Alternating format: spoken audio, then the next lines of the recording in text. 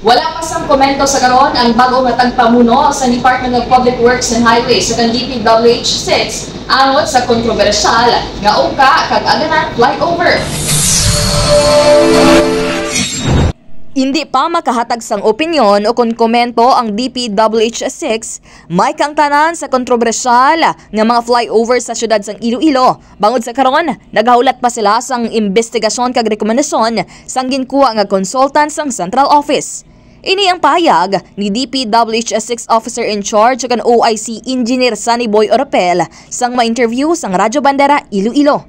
Dugang pa ni Oropel, nagapakig-angot man ini sa Abenales Associates Engineers Consultant kung sariin amo ang nagaserbe third-party consulting firm nga ginbayran sang 13 milyones pesos para sa investigasyon kag rekomendasyon. Nahibaluan nga bago lang nadesignar nga OIC ang 43 na katuig nga nagaobra sa nasambitan nga ahensya. Kag antes ang pagpungko sa regional office nangin district engineer ini sang 5 katuig sa 2nd Engineering District nga yara sa Banwa sang Dumangas. Nahibaluan nga ang ungka flyover ang nagabalor sang 680 million pesos sa idalom sang International Builders Corporation o kon IBC bilang kontraktor kung sariin nagsugod ang konstruksyon sang Enero 11 tuig 2020 kag kuntani target nga matapos ini sang Hulyo tuig 2021. Samtang ang aganan flyover naman ang nagabalor sang 560 million pesos sa idaloman sang International Builders Corporation kung sariin nagsugod ang konstruksyon sang Hulyo 6 tuig 2020 kag target man kuntani nga matapos ini sa adtong Hulyo tuig 2021. As far as the flyover is concerned, may ara na nasubong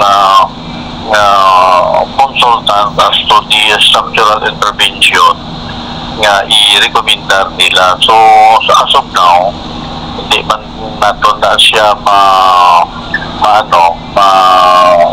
hindi kita makahatag outright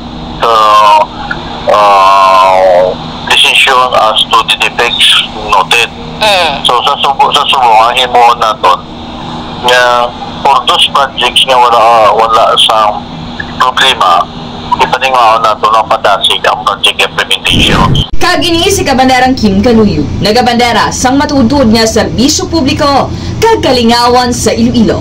Radyo Bandera. Ang ining balita ang ginadulong sa inyo sang DTX Coffee Mix. Himo sa natural nga sangkap pareho sang amarkuso, chia seeds, sugared cane extract powder. DTX Coffee Mix. Nakakapi ka na, naka-detox ka pa. DTX Coffee Mix. Mabakal sa mga butika.